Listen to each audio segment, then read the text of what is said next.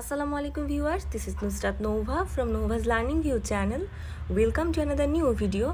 আজকের ভিডিওতে যে টপিকটা নিয়ে আলোচনা করব তা হচ্ছে ফোর্থ ইয়ারের ক্রিটিসিজম থেকে টি.এস. ইলিয়টের দ্য ম্যাটাফিজিক্যাল পয়েন্ট থেকে একটা গুরুত্বপূর্ণ প্রশ্নটি হচ্ছে how does Eliot distinguish between unification of sensibility and dissociation of sensibility in the metaphysical points. তো প্রথমে প্রশ্নটা শুরু করার আগে একটু বলে নেই যে ইউনিফিকেশন অফ সেন্সিবিলিটি এবং ডিসোসিয়েশন অফ সেন্সিবিলিটিটা কী। ইউনিফিকেশন অফ সেন্সিবিলিটি হচ্ছে যে সেন্সিবিলিটির একটা একত্রীকরণ, ঠিক আছে। এখন সেন্সিবিলিটিটা কী? সেন্সিবিলিটি হচ্ছে যে আমার ইমাজিনেশন, আমার উইটনেস, ইন্টেলেকচুয়ালিটি, দেন হচ্ছে যে কনসিট, এই ম্যাটারগুলো যে আমি ইউজ করছি কবিতার মধ্যে বা কবিরা যে ব্যবহার করছে, এই জিনিসগুলোকে একত্রিতকরণ করা, অর্থাৎ কবিতা লেখার সময় এই প্রত্যেকটা জিনিসের কি সঠিকভাবে ব্যবহার করা। আর ডিসোসিয়েশন অফ সেন্সিবিলিটি হচ্ছে যখন আমি ওই জিনিসগুলোকে পরিপূর্ণভাবে ব্যবহার করব না বা ইগনোর করব বা কবিতাতে থাকবে না, তখন সেটা হয়ে যায় কি dissociation of sensibility. Eliot has, through his discussion of the metaphysical poets, drawn up a distinctive picture of the unification of sensibility and dissociation of sensibility. Eliot তার যে মেটাফিজিক্যাল কবিতার যে আলোচনা করেছেন, সেই আলোচনার মাধ্যমে তিনি ইউনিফিকেশন অফ সেন্সিবিলিটির এবং ডিসোসিয়েশন অফ সেন্সিবিলিটির একটা স্বতন্ত্র চিত্র আমাদের সামনে তিনি তুলে ধরেছেন। অর্থাৎ ওই মেটাফিজিক্যাল পয়েটদের নিয়ে যেই তার একটা ক্রিটিসিজম রয়েছে বা তার যে একটা লেখনী রয়েছে, সেটার মাধ্যমে আমরা কি পাই? আমরা ইউনিফিকেশন অফ সেন্সিবিলিটি এবং ডিসোসিয়েশন অফ সেন্সিবিলিটির একটা পরিপূর্ণ ধারণা পাই। Of course, his explanation of these two kinds of sensibility is not very clear, but nonetheless we have some functional ideas about these two phrases. বলেছে যে যদিও তার এই দুই ধরনের ইউনিফিকেশনের মধ্যে তার ব্যাখ্যাটা খুব তেমন স্পষ্ট ছিল না, অর্থাৎ তিনি যেই আমাদের সামনে যেই দুইটা ব্যাখ্যা তুলে ধরেছেন এই দুইটা ম্যাটারের মধ্যে, সেটা যদিও স্পষ্ট ছিল না, তবে এই দুইটা ম্যাটারের মধ্যে বা এই যে বাক্যাংশের মধ্যে বা এই দুইটা ফ্রেজের মধ্যে আমরা এই দুইটা ফ্রেজ থেকে আমরা কিছুটা ধারণা পাই যে আসলে ইউনিফিকেশন অফ সেন্সিবিলিটি এবং ডিসোসিয়েশন অফ সেন্সিবিলিটিটা কী। He had shown this distinction in order to drive home to the reader the fact that with the metaphysical poets the unification of sensibility was quality. অর্থাৎ এখানে তিনি এটা যেটা বলেছেন যে তিনি এই পার্থক্যটি পাঠকের কাছে পৌঁছে দেওয়ার জন্য এখানে মূলত সত্যটি দেখিয়েছেন, এবং যে মেটাফিজিক্যাল কবিদের সাথে যে একটা ইউনিফিকেশনের একটা যোগ রয়েছে, এবং এই জিনিসটাকে তিনি মূলত কী করেছেন? পাঠকদের সাথে তুলে ধরার চেষ্টা করেছেন। অর্থাৎ ইউনিফিকেশন অফ সেন্সিবিলিটি এই ধারণাটা সম্পূর্ণভাবে মেটাফিজিক্যাল পয়েন্টদের সাথে যায়, বা মেটাফিজিক্যাল পয়েন্টদের যে কবিতা সেটা পড়লে আমরা ইউনিফিকেশন অফ সেন্সিবিলিটি পাই। এখানে ওটাই বলেছে, and dissociation of sensibility which set in immediately after their age and continued through centuries did much harm to English poetry. এবং বলেছেন এখানে যে যেহেতু আমরা মেটাফিজিক্যাল কবিদের সময়, অর্থাৎ মেটাফিজিক্যাল কবিদের লেখনীতে ইউনিফিকেশন অফ সেন্সিবিলিটিটা পাই, তো এখন বলেছে যে কি ডিসোসিয়েশন অফ সেন্সিবিলিটি কী হয়? ঠিক মেটাফিজিক্যাল কবিদের যেই যুগটা ছিল সেই যুগের পরপরই কী হয়? শুরু হয়ে যায় ডিসোসিয়েশন অফ সেন্সিবিলিটি। অর্থাৎ যেই লেখাগুলো আমরা পাই, যেই কবিতাগুলো আমরা পাই, সেই লেখনীতে আমরা কোনো প্রকার সেন্সিবিলিটি পাই না বা ইউনিফিকেশন পাই না, ঠিক আছে। সেন্সিবিলিটির যে ইউনিফিকেশনটা সেটা আমরা পাই না। এবং এখানে এটাও বলেছে যে এটা কয়েকটা যুগ এটা এভাবে চলে গেছে বা কয়েকটা বছর এভাবে কি কন্টিনিউ হয়েছিল, ঠিক আছে, এবং যা ইংরেজি কবিতার জন্য এটা অনেকটা ক্ষতিকর বা অনেকটা ক্ষতির কারণ হয়ে দাঁড়িয়েছে। By sensibility, Eliot does not merely mean feeling or the capacity to receive a sense impression. বলেছে যে সেন্সিবিলিটির দ্বারা ইলিয়ট শুধুমাত্র অনুভূতি এবং হচ্ছে আমাদের যেই চেতনা গ্রহণের যে একটা ক্ষমতা থাকে সেটাকে তিনি এখানে বোঝাননি। He means much more than that. তিনি তার থেকে আরও বেশি কিছু এখানে বুঝিয়েছেন। By sensibility he means a synthetic faculty, a faculty which can amalgamate and unite thought and feeling. এখানে বলেছে যে সেন্সিবিলিটি দ্বারা তিনি হচ্ছে যে একটা কৃত্রিম অনুষদকে বুঝিয়েছেন এখানে, অর্থাৎ একটা কৃত্রিম ইউনিটকে বুঝিয়েছেন, এমন একটা ইউনিট যা কিনা চিন্তা এবং অনুভূতিকে কী করতে পারে, একত্রিত করতে পারে। এটা এমন একটা unit which can fuse into a single whole the varied and disparate often opposite and contradictory experience the sensuous and the intellectual. এখানে এটা বলেছে যে যা কিনা কী করতে পারে, একটা আমাদের যে চিন্তাধারা থাকে সেটাকে কী করতে পারে, বিপরীত দিকে নিয়ে যেতে পারে। যেমন একটা নর্মাল ড্যাফোডিল ফুল দেখে তুমি আমি যেরকম চিন্তা ভাবনা করছি, যখন আমরা ওরসোতের ড্যাফোডিল কবিতাটা পড়ি তখন কিন্তু আমরা অন্যরকমভাবে ভাবছি। তো এখানে ওটাই বলেছে, যেটা আমাদের বুদ্ধিমত্তাকে কিংবা আমাদের যে সেন্সুয়াসনেস রয়েছে, যে চেতনা, এই ম্যাটারগুলোকে এটা একত্রিত করতে পারে, এমন ক্ষমতা রয়েছে। By unification of sensibility, T.S. Eliot means a fusion of thought and feeling, the creation of thought into feeling. এখানে বলেছে যে ইউনিফিকেশন অফ সেন্সিবিলিটি দ্বারা টি.এস. ইলিয়ট যেটা মিন করেছেন, তিনি যেটা বুঝিয়েছেন যে চিন্তা ও যে অনুভূতির যে একটা মিশ্রণ, সেটা কি, এই দুইটার মিশ্রণ সৃষ্টি করবে কি, আবার তোমার চিন্তা থেকে একটা অনুভূতি সৃষ্টি করবে। ঠিক আছে, অর্থাৎ যখন আমরা কবিতাটা পড়ি, কোনো ম্যাটাফিজিক্যাল পয়েন্টদের কবিতা যখন আমরা পড়ি, তখন একই সাথে আমরা চিন্তা এবং অনুভূতি পাই। দেন পড়া শেষ হলে কিন্তু আমরা দেখা যাচ্ছে যে আমাদের ওই কবিতাটা পড়ে যে চিন্তার শক্তিটা, মানে আমাদের চিন্তা শক্তিকে কাজে লাগিয়ে আমরা কবিতাটা যখন পড়ি, তখন আমাদের মধ্যে একটা অন্যরকম ফিলিংস সৃষ্টি হয়। ঠিক আছে, অর্থাৎ কবি যেরকমভাবে ভেবেছিলেন। And the direct sensuous apprehension of thought, এবং হচ্ছে আমরা একটা ডিরেক্ট একটা সংবেদনশীলতা বা একটা সেন্সিবিলিটি আমরা পেয়ে থাকি তখন সেই ধারণা থেকে। He argued that the metaphysical poets, together with the Elizabethan and the Jacobean dramatists, had a mechanism of sensibility which could accommodate any kind of experience. তিনি আবার যেটা যুক্তি দিয়েছেন যে এলিজাবেথিয়ান এবং জ্যাকোবিয়ান যে নাট্যকাররা ছিল, তাদের সাথে মেটাফিজিক্যাল কবিদের এই ইউনিফিকেশনের ম্যাটারটা বা এই সেন্সিবিলিটির ম্যাটারটা একই সাথে ছিল, মানে একই সাথে এটাকে আমরা কি করতে পারি, ধরতে পারি, যা কিনা কোনো ধরনের অভিজ্ঞতাকে এটা খুব ইজিলি সমন্বয় করতে পারে। অর্থাৎ তাদের এলিজাবেথিয়ান যেই ড্রামাটিস্ট ছিল, তাদের লেখালেখির সাথে অনেকটাই মিলে যায় মেটাফিজিক্যাল কবিদের লেখালেখি। অর্থাৎ আগে তো হচ্ছে এলিজাবেথিয়ান এবং জ্যাকোবিয়ান যুগের রাইটারটা ছিল, দেন হচ্ছে মেটাফিজিক্যাল পয়েটরা আসে। তো টি.এস. ইলিয়ট যেটা বলেছেন এখানে, যে মূলত এই জ্যাকোবিয়ান এবং এলিজাবেথিয়ান পয়েটরা বা হচ্ছে ড্রামাটিস্টরা যা লিখতেন, তারই কিছুটা হচ্ছে কি মেটাফিজিক্যাল কবিরা আরও একটুটাকে এডিট করে, আরও একটু সমৃদ্ধশালী করে মূলত প্রেজেন্ট করেছেন। কিন্তু দুজনের লেখা দুই এইজের লেখনীর মধ্যে যে প্রক্রিয়া ছিল, যেটা যে কোনো অভিজ্ঞতাকে সমন্বয় করতে পারে বা পাঠকদের সামনে খুব সহজে তুলে ধরতে পারে।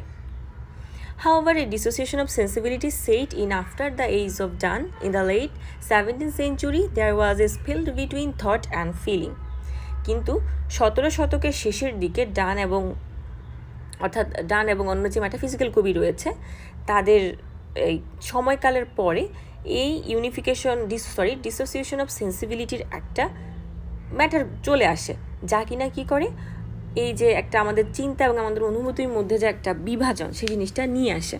অর্থাৎ যদি আমরা এই ক্ষেত্রে ড্রাইডেন, পোপ, তাদের লেখালেখিগুলোর কথা মনে করি বা আমরা দেখি, তখন দেখতে পাই যে তারা কিন্তু হাই ক্লাসের পিপলদের নিয়ে লিখতো এবং ভাষাগুলো ছিল ওরকম হাই ক্লাস পিপল, নর্মাল ভাষা ছিল না। সেক্ষেত্রে দেখা যাচ্ছে যে, এবং তাদের হচ্ছে যে তারা হিস্ট্রিক্যাল ব্যাকগ্রাউন্ড বা বিবলিক্যাল কিংবা হচ্ছে কোনো একটা সত্যি ঘটনাকে কেন্দ্র করে লেখা, এই ম্যাটারগুলো তারা করতেন।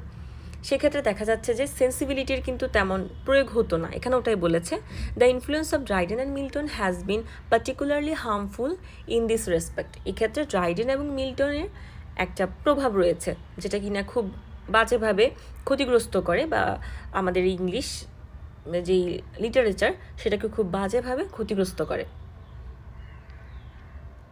Eliot distinguishes between the unification of sensibility and dissociation of sensibility. বলেছে ইলিয়ট কি করেছে, ইউনিফিকেশন অফ সেন্সিবিলিটি এবং ডিসোসিয়েশন অফ সেন্সিবিলিটিকে একটা পার্থক্যের মধ্যে নিয়ে আসে। When a poet can unite different kind of experience into a single idea, যখন একজন কবি বিভিন্ন ধরনের অভিজ্ঞতাকে একটি একক ধারণা একত্রিত করতে পারেন। or when a poet's mind is perfectly equipped for a work, যখন কিনা কবির যেই মন, কবির মন একদম কাজের জন্য পুরোপুরিভাবে প্রিপেয়ার থাকে and is constantly amalgamating disparate experience when he brings together a great variety of thoughts, feelings and emotion into one whole unification of sensibility happen. এবং যখন কবির অভিজ্ঞতাকে তিনি একত্রিত করে, তার চিন্তা, অনুভূতি, আবেগকে একত্রিত করে একটা কিছু লেখেন, কিংবা যখন এই জিনিসগুলো ঘটে, তখনই সেটা হয়ে যায় কি ইউনিফিকেশন অফ সেন্সিবিলিটি। অর্থাৎ যদি আমি আরেকটু ক্লিয়ার করে বলি, যে যখন একজন কবি বিভিন্ন ধরনের অভিজ্ঞতাকে তিনি যখন একত্রিত করেন, অর্থাৎ বিভিন্ন ধরনের অভিজ্ঞতা একত্রিত করতে পারেন, এবং একত্রিত করার পরপরই তার মন বা তার যে মেন্টালিটি পুরোপুরি প্রিপেয়ার থাকে কবিতা লেখার জন্য, এবং তখন তিনি কি করেন, ওই যে অভিজ্ঞতা তিনি নিয়েছেন, সেই অভিজ্ঞতা থেকেই তিনি চিন্তা, অনুভূতি, আবেগকে ইউজ করে তিনি যখন একটা কবিতা লেখেন বা যখন একটা পজিশনে আসেন, তখনই সেটা হয়ে যায় কি unification of sensibility. A poet maintains the difference in different thought. একজন কবি কিন্তু বিভিন্ন চিন্তা করতে পারেন এবং বিভিন্ন চিন্তার মধ্যে একটা পার্থক্য তিনি করতে পারেন। Every thought or feelings or emotion remains different from others. তাদের প্রত্যেকটা চিন্তা ভাবনা অন্যদের থেকে আলাদা। আমরা ওর সাথে লিরিক্যাল ব্যালান্সে পড়েছিলাম যে প্রাইমারি কিংবা সেকেন্ডারি যে ইমাজিনেশনগুলো থাকে, বা হচ্ছে বায়োগ্রাফি লিটারের মধ্যে আমরা এই আইডিয়াটা পেয়ে থাকি, তো ওখানে আমরা পাই যে কি প্রাইমারি ইমাজিনেশন, সেকেন্ডারি ইমাজিনেশন। এটা তো সাধারণ একজন মানুষ যেটাকে আমরা ভাবি, যে একটা জিনিস দেখার পর যেরকম ভাবি, যেমন একটা ড্যাফোডিল দেখার পর আমরা যেটা ভেবেছিলাম, কবি কিন্তু সেটা ভাবিনি, সে ডিফারেন্ট কিছু ভেবেছে। দেখুন, ওটাই বলেছে যে কবিরা এরকমই, যে তারা আলাদাভাবে ভাবে, তাদের চিন্তা শক্তিগুলো থাকে অন্যরকম। A poet falls in love and read Spinoza for instance and they remain separate in his poetic presentation. একজন কবি যখন প্রেমে পড়েন এবং যখন তিনি স্পিনোজা পড়েন, তখনই তার যে কাব্যিক উপস্থাপনা, সেটা আমরা কি আলাদা একটা ভাব পাই। অর্থাৎ যখন তার কবিতাটা কোনো স্পিনোজা একজন ফিলোসফার, তো তাকে ফলো করে লেখা হয়, কিংবা হচ্ছে কোনো লাভ পোয়েট্রি হয়, তখন কিন্তু সেটা দেখতে পাই যে তার উপস্থাপনাটা একটু আলাদা থাকে। Dissociation of sensibility had principally two harmful effect in the 17th century. বলেছে যে 17th শতাব্দীর থেকে শুরু হয়, বা তারপর থেকে শুরু হয় কিন্তু যে একটা ডিসোসিয়েশন অফ সেন্সিবিলিটির কারণে যে একটা হার্মফুল ইফেক্ট আমাদের ইংলিশ লিটারেচারের পরে, সেটা আমরা তখন দেখতে পাই। ইন ইলিয়র্স অপিনিয়ন, ইলিয়র্সের মতে, on the letter English poetry, অর্থাৎ তার পরপরও কয়েক বছর সেটা কন্টিনিউ হতে থাকে, এই ডিসোসিয়েশন অফ সেন্সিবিলিটিটা। The poetic diction become more refined. It satisfied some of the fastidious demands of the readers better than did Donne or Marvell or King. এখানে আবার যেটা বলেছে যে কিন্তু 17th শতাব্দীর পরে যে লেখনীগুলো হয়, সেখানে পয়েটিক যে ডিকশন ছিল সেটা খুবই রিফাইন্ড ছিল, অর্থাৎ খুব মার্জিত ছিল, এবং যেই ডিকশনগুলো তারা ইউজ করে পয়েটিক ডিকশন, সেই ক্ষেত্রে যেমন মার্জিত ছিল, ঠিক তেমনই যারা রিডার্সরা কী হতো, স্যাটিসফাইড ছিল তাদের লেখনীগুলো পড়ে, যেটা কিনা ডান এবং মার্ভেল বা কিং ওদের থেকেও বেটার। অর্থাৎ ডান মার্ভেলের কবিতা পড়ে তারা যে জিনিসটা ক্লিয়ার হতো না, তারা কিন্তু 17 দশকের কবিতাগুলো পড়ে ক্লিয়ার হতো। কেন ক্লিয়ার হতো? কারণ সেখানে কোনো রকম তো ইউনিটি ইউজ করতো না, সেন্সিবিলিটি ইউজ করতো না। সেক্ষেত্রে দেখা যাচ্ছে যে একটা হিস্ট্রিক্যাল ব্যাকগ্রাউন্ড নিয়ে আসতো, কিংবা হচ্ছে কোনো একটা সত্য ঘটনাকে তারা একটু এডিট করে লিখতো, এক্ষেত্রে ক্লিয়ার হতো। But while the language improve, the feeling and sensibility become rude. কিন্তু যখন এই ভাষাটাকে কি আপার ক্লাস সোসাইটির ক্ষেত্রে নিয়ে যায়, লেখনীর ভাষাকে আপার ক্লাসে নিয়ে যায়, সেক্ষেত্রে যেটা হচ্ছে যে ফিলিংস এবং সেন্সিবিলিটির একটা ভাবধারা থাকে, সেটা কিন্তু খুবই রুড হয়ে যায়। সেক্ষেত্রে সাধারণ মানুষ সেটা বুঝতে পারে না। Another harmful effect was the birth of sentimentalism as an observe in P V. Shelley and other romantic poets. তারপর আবার যেটা দেখা যায় যে আরেকটা ক্ষতিকর প্রভাব যেটা ছিল, যেই আবেগপ্রবণতার যেই জন্ম, সেটা হয়েছে আমরা জানি রোমান্টিক যুগের কবিদের ক্ষেত্রে, যেমন পি.ভি. শেলি এবং অন্যান্য যেই রোমান্টিক কবি, তাদের লেখনীর ক্ষেত্রেও জিনিসটা দেখা যায়। এবং এটা খুব ক্ষতিকর একটা জিনিস ছিল, যে খুব আবেগপ্রবণ ভাবধারাগুলো কবিতার মধ্যে নিয়ে আসতো। It pave the way for the philosophical theory in poetry and made the poets reflective. এটা যেটা করে যে যেই ফিলোসফিক্যাল যে একটা ম্যাটার, যে তত্ত্ব থাকে, যেই দার্শনিক যে তত্ত্ব, সেটার পথকে তারা প্রশস্ত করে দেয় এবং এটা কবিদের মধ্যেও সেটা প্রতিফলিত হয়। But these poets are not superior to the intellectual poets and the poets of the unified sensibility.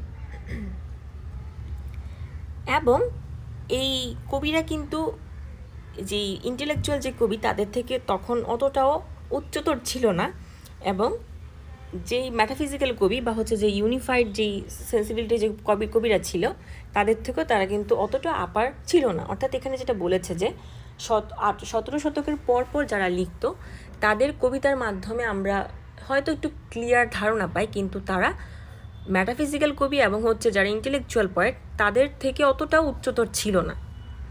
তাদের মতো করে ভাবধারা, তাদের মতো করে যেই সেন্সিবিলিটির ব্যবহার ঠিকমতো না করে তাদের র্যাঙ্কিংটা টি.এস. ইলিয়টের মতো যে একটু নিচু ছিল। Eliot regrets such a shift in poetic style which worked to the detriment of English poetry.